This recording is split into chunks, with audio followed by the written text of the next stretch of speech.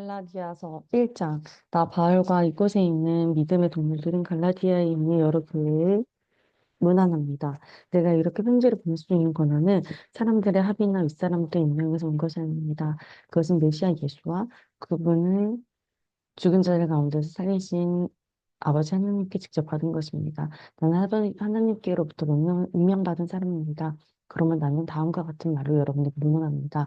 은혜와 평화가 여러분에게 있기를 바랍니다. 우리는 이 말이 무엇인지 의미를 잘 압니다. 예수 그리스도께서 우리의 죄를 대속하기 위해 자기 몸을 제물로 바치시고 우리가 사는 이 악한 세상에서 우리를 건져주셨기 때문입니다.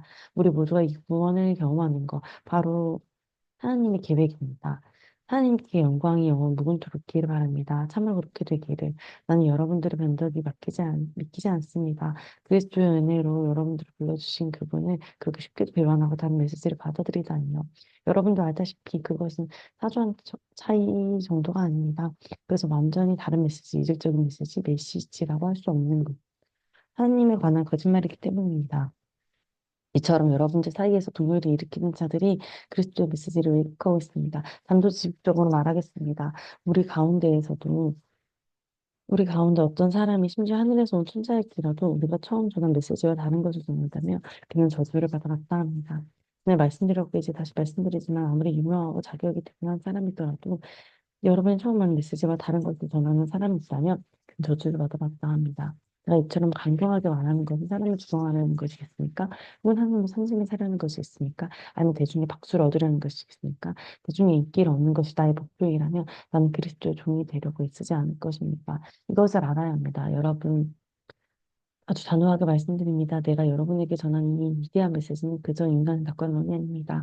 그것은 내가 전통을 물려받은 것도 아니고 어떤 학파로부터 배운 것도 아닙니다. 나는 그것을 하나님께로부터 직접 받았습니다. 나는 그 메시지를 예수 그리스도로부터 직접 받았습니다. 여러분, 내가 전에 유대인의 방식대로 살 때 어떻게 행동했었는지 이야기를 들었을 것입니다. 그 당시 나는 하나님의 교회를 박해하는 일에 전력을 다했습니다. 난 하나님의 교회를 철저히 파괴하려고 했습니다. 내 조상의 족속을 지키는 일에 얼마나 열성을 다했던지 그 면에서 나는 내 동료들보다 훨씬 앞서 있었습니다. 그러나 그때에도 하나님은 나를 향한 기회를 가지고 계셨습니다. 내가 아직 우태에 있을 때 그분은 너그럽게 나를 택하시고 불러주셨습니다. 그분은 내게 개입하시고 자기 아들을 내보이셔서 나로 하여금 기쁜 마음으로 그 아들의 이방인에게 알게 하셨습니다. 나는 부르심을 받자마자 내 주위의 누구와도 상의하지 않고 나보다 먼저 사도가 된 사람들과 어느 날에 예루살렘에 올라가지도 않고 곧장 아라비아로 갔습니다. 그리고 얼마 후 다마스쿠스로 되돌아왔고 3년 후에 베드로와 내가 함께 전한 이야기를 서로 비교해 보려고 예루살렘으로 올라갔습니다. 내가 예루살렘에 머문 기간은 고작 보름 정도였으나 벌써 지낸 시간은 정말 대단했습니다. 나는 우리 주님의 동생 야고보를 만났을 뿐 다른 사도들은 그 정도 못했습니다. 내가 여러분에게 하는 이 말은 절대로 거짓말이 아닙니다. 그 후에 나는 시리아와 길리기아에서 사역을 시작했습니다. 그렇게 시간을 보내며 활동한 뒤에도 나는 유대에 있는 그리스도의 교회들의 얼굴 알려지지 않았습니다. 그저 전에 우리를 박해하던 사람들이 이제는 자기를 없애버린 여덟 개 메시지를 전하고 있다는 소문만 떠들 뿐이었습니다. 그들이 나에 대해 보인 반응은 나로 인해 하나님을 알아보고 그분을 경배한 것이었습니다. 이자 첫 번째 방문이 있고 14년이 지나서 바나바와 나는 기도를 데리고 예루살렘으로 올라갔습니다. 내가 예루살렘으로 간 것은 내가 계시를 받은 건 그들에게 분명히 설명하기 위해서였습니다. 그때 나는 이방인들에게 무엇을 전했는지 그들에게 정확히 설명했고 교회에서 존경하는 지도자들에게도 따로 설명했습니다. 그것이 우리의 이 유대인들과 이방인 사이의 관계 문제로 운명을 얻게 되거나 공공연한 쟁점이 되는 것을 막기 위해서였습니다. 그렇지 않으면 자칫 여러 해에 걸쳐 이루어진 나의 활동이 훼손되고 현재 진행되고 있는 나의 사역이 위험에 처해질 수도 있기 때문입니다. 유대인이 아닌 기독가 할례를 강구하였다는 사실에 유념하십시오. 우리가 협의하고 있는 중에는 그리스도인 척 하는 첩자들이 침투한 일이 있었습니다. 그들은 참된 그리스도인들이 어떤 자유를 누리는지 엿보려고 세금은 끼어든 자들이었습니다. 그들은 저희는 우리를 끼어 자신들의 도움을 삼으려는 것이었습니다. 그러나 우리는 그들을 거들떠 보지 않았습니다. 여러분들을 위해 진리의 메시지를 지키기로 결심했기 때문입니다. 교회 안에서 중요 인사를 여겨진 사람들이 어떤 편파를 받든 난 아무 관심이 없었습니다. 하나님은 사람들의 겉모습을 감동하지 않으시며 나 또한 그러합니다. 그 지도자들에 내가 주고 주는 메시지 어떤 것도 덧붙이지 못했습니다. 하나님께서 베드로가 유대인들에게 전한 것과 똑같은 메시지를 내게 맡겨주셔서 이방인들에게 전하겠다는 사실이 조만간 드러났습니다. 교회의 기둥 야고보와 베드로와 요한은 하나님께서 나를 불리셨음을 알고 나와 바나바에게 손을 내밀어 악수를 하시고 우리에게는 이방인들을 상대로 하는 사역을 맡기고 자신들은 계속해서 유대인들에 나아가기로 했습니다. 그들이 우리에게 한 가지 독보한 것은 가난한 사람들을 기억해달라는 것이었습니다. 그것은 그냥 이미 열심히 하고 있던 일이었습니다. 그 후에 베드로가 안디옥에 왔을 때 나는 그와 정면으로 맞선 적이 있습니다. 그가 분명하게 잘못한 일이 있었기 때문입니다. 여기는 이랬습니다. 베드로는 야고보와 보낸 몇몇 사람들이 오기 전만 해도 식사 때마다 이방인들이 함께 식사했습니다. 그런데 예루살렘에서 부수적인 사람들이 오자 그는 슬그머니 뒤로 물러나 할 수 있나 이방인 동료들과 거리를 두었습니다. 그는 할례라는 옛 방식을 강요해 있는 유대 보수파를 두려워했던 것입니다. 안타깝게도 교회에 있던 나머지 유대인들도 그런 위선을 전부했고 바나바가스도 그런 수적에 휩쓸리고 말았습니다. 나는 그들에게 메시지를 따라 한결같이 바른 길로 걷지 않은 것을 보고 그들 모두가 보는 앞에서 베드로에게 이렇게 말했습니다. 당신은 예루살렘에서 파견된 감시인들을 보지 않았을 때는 유대인이면서도 이방인처럼 살더니 이제는 예루살렘에서 온 당신의 이해 동료에게 좋은 인상을 주려고 이방인들에게 유대인의 관습을 강요하는군요. 도대체 무슨 권한을 그렇게 하는 것입니까? 우리가 유대인이기는 하지만 죄인인 이방인보다 특징적으로 우월한 것은 아니라는 우리가 압니다. 우리는 율법을 지킴으로써 하나님과 올바른 관계가 되는 것이 아니라 오직 예수 그리스도를 직접 믿음으로써 하나님과 올바른 관계가 되는 것을 잘 알고 있습니다. 어떻게 압니까? 우리가 그것을 시험해 보기 때문입니다. 우리는 이 세상에서 가장 훌륭한 율법 체계를 가지고 있습니다. 그러나 우리는 누구도 자기 개성을 통해서는 하나님 기쁘게 해드릴 수 없음을 깨닫고 예수로 메시아를 믿었습니다. 자기 힘으로 선한 사람을 되려고 애쓰기보다는 메시아를 믿음으로 선한 올바른 관계가 들어가게 되었습니다. 혹시 우리가 아직 완전한 사람이 아니라는 것을 눈치챘습니까? 나처럼 그리스도를 통해 하나님과 바른 관계를 맺으려는 사람이 덕을 완전히 갖추지 못한 이유로 그리스도는 죄의 방조자임을 끊임없이 비난하시렵니까? 그런 사람은 섣부른 것입니다. 내가 자기 힘으로 선한 사람이 되려고 한다면 그것은 전에 헐어버린 낡은 헛간에서 다시 세우는 셈이 되고 사기꾼처럼 행동하는 꼴이 되고 말 것입니다. 실제로 인연의 일을 말하자면 이렇습니다. 나는 율법을 지키려고 애쓰고 하나님 기쁘게 해드리는 것을 고심했지만 뜻대로 되지 않았습니다. 그래서 나는 율법의 사람이 되기를 포기했습니다. 그것은 하나님의 사람이 되기 위해서였습니다. 그리스도의 삶이 내게 방법을 일러주었고 그렇게 살도록 해주었습니다. 나는 그리스도와 나를 완전히 동일시했습니다. 정말로 나는 그리스도와 함께 십자가에 못 박혔습니다. 이제 내 자아는 더 이상 내 중심이 아닙니다. 난 더 이상 여러분에게 의롭게 보이거나 여러분에게서 좋은 평가를 얻고 싶은 마음이 없습니다. 난 더 이상 하나님께 좋은 평가를 얻어야 한다는 강박관념이 없습니다. 그리스도께서 내 안에 살고 계십니다. 여러분을 보는 내 삶은 나의 것이 아니라 나를 사랑하시고 나를 위해 자기 목숨을 내어주신 하나님의 아들을 믿는 사람으로서 살아가는 삶입니다. 나는 이 삶을 저버릴 수가 없습니다. 내가 율법을 준수하거나 사람을 기쁘게 하는 종교로 돌아간다면 그것은 하나님과 관계에서 인격적으로 누리는 자유를 손들이지 포기하는 일이 되지 않겠습니까? 난 그렇게 하지 않을 것입니다. 난 하나님의 은혜를 거부하지 않을 것입니다. 하나님과의 생명한 관계가 율법을 지킴으로써 이루어지는 것이라며 그리스도는 허투에 죽으신 것이 됩니다. 정신 3장 정신나간 갈라디아인들이여 누가 여러분을 흘렸습니까? 여러분들의 빌빌레를 잃었습니까?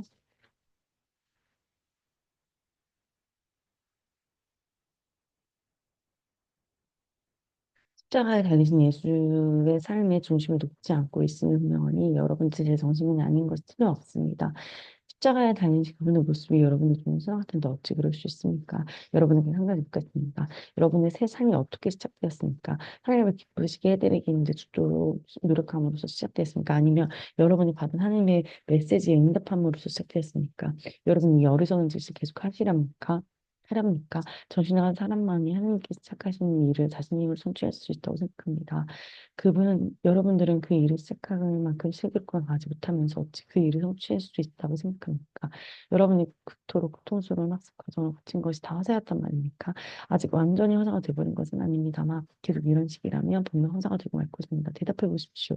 하나님께서 여러분에게 자신의 임재, 곧 성령을 아낌없이 주셔서 여러분께서는 스스로 결코 할 수 없는 일을 하신 것이 여러분의 부단한 노력적 열심 때문입니까? 아니면 여러분 안에서 그 모든 일을 행하신 그분을 믿어서니까 그 모든 일이 여러분에게서 일어난 것은 아브라함의 경우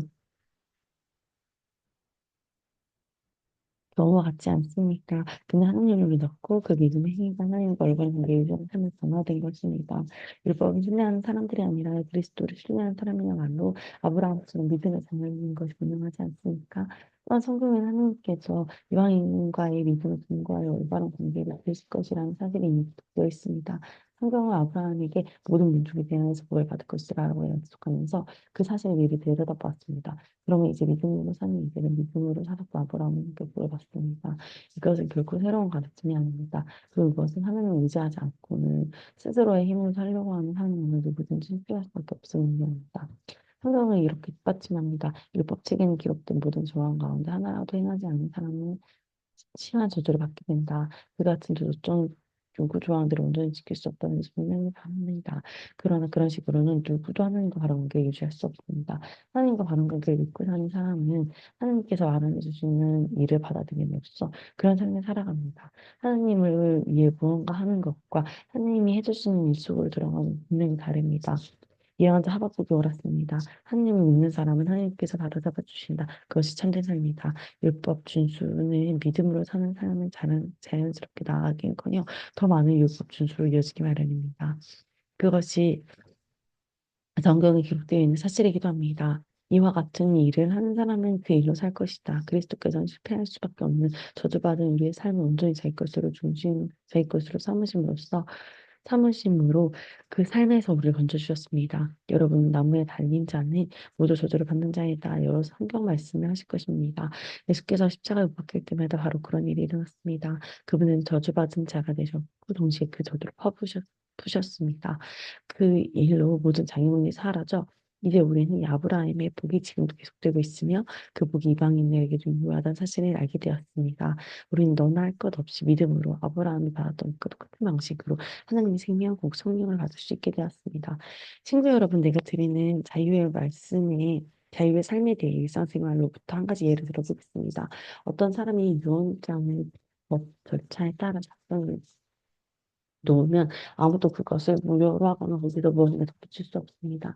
이제 약속이 아브라함과 그의 후손에 주어졌습니다. 여러분도 알다시피 성경을 마치 일반인 모두에게 가리키는 것처럼 후손들에게는 말하지 않고 법률 문제에 쓰이는 신중한 용어로 내 후손에게라고 말합니다. 여기서 후손을 뜻하는 명사는 단수를 쓰였습니다. 그 후손은 다름 아닌 그리스도를 가르칩니다. 내가 가르칩니다. 내가 말하는 것은 이렇습니다. 하나님께서 일찍이 적법하게 확정하신 요한의 30년 후에 덧붙여진 부록이 그 유언의 약속을 무효화하거나 파기할 수 없습니다. 절대로 그럴 수 없습니다. 부록에 명시된 기명들과 규정들은 유언의 약속된 운명과는 아무 관계가 없습니다. 그렇다면 율법, 그 부록의 취지는 무엇일까요? 율법은 아브라함에게 주신 처음 약속이 덧붙여진 것으로 사려 깊은 배려였습니다. 율법의 의미는 그리스도께서 오셔서 약속을 물려받으시고 그 약속을 우리에게 나눠주실 때까지 죄인들을 구원의 길에 붙잡아 두는 데 있습니다. 이 율법이 하나님과의 직접적인 만남의 결과 아니라는 것은 분명합니다. 그런 천사들을 통해 중개자인 모사의 손을 거쳐 개정되었습니다. 그런데 신의 산에서 중개자가 있다면 사람들이 하나님과 직접 교제하는 것이 아니지 않겠습니까? 믿음으로 받는 복에 관한 첫 약속은 예수님께 주신 것입니다. 그렇다면 율법의 약속과 반대되는 것, 곧 우리를 향하신 하나님의 뜻과 반대되는 것일까요? 결코 그렇지 않습니다. 율법의 취지는 우리 스스로는 하나님과 올바른 관계를 맺을 수 없으니 모든 사람이 분명히 아닌 것입니다. 하나님께서 자신의 약속을 성취하실 때까지 믿음으로 기다림으로써만 얻을 수 있는 것을 우리 노력으로 얻고 종교 체제에 고안해내는 것이 얼마나 쓸데없는 것인지 드러내 보이는 데 있습니다. 율법을 준수해서 우리 안에 생명의 상처가 생겨 있었다면 우리는 벌써 생명을 얻고도 남았을 것입니다. 우리가 충분히 성숙해져서 살아계신 하나님께 믿음으로 함께 응답할 때까지 우리는 모세의 율법을 세심하게 둘러싸여 물받을 수밖에 없었습니다. 율법은 여러분이 잘 아는 그리스도의 가정부자와 같습니다. 아이들 학교까지 바래다주고 아이들이 위험하게 빠지거나 sam내지 않도록 지켜주고 목적지까지 안전하게 도착하도록 도와주는 가정부자 말입니다. 그러나 여러분이 이제 여러분의 목적지에 이르렀습니다. 여러분은 스스로 그리스도의 믿음으로 하나님 직접 살게 되었습니다. 여러분이 그리스도 안에서 받은 세례는 새 출발할 수 있도록 깨끗해지는 것에서 끝나지 않습니다. 세례는 또한 성숙한 신앙의 옷을 입는 것을 의미합니다. 그 옷은 다름 아닌 그리스도의 생명, 곧 하나님을 처음 하신 약속의 성취입니다. 그리스도의 집안에는 유대인이나 이방인이나 자유인이나 종이나 남자나 여자나 차별이 없습니다. 우리 사이에서 여러분은 모두 평등합니다. 다시 말해, 우리는 다 하나님 예수 그리스도와 관계를 맺고 있는 사람입니다. 또한 여러분은 그리스도와 한 가족이니 바로 여러분이 아브라함의 후손이며 언약의 약속에 따른 상속자입니다. 네.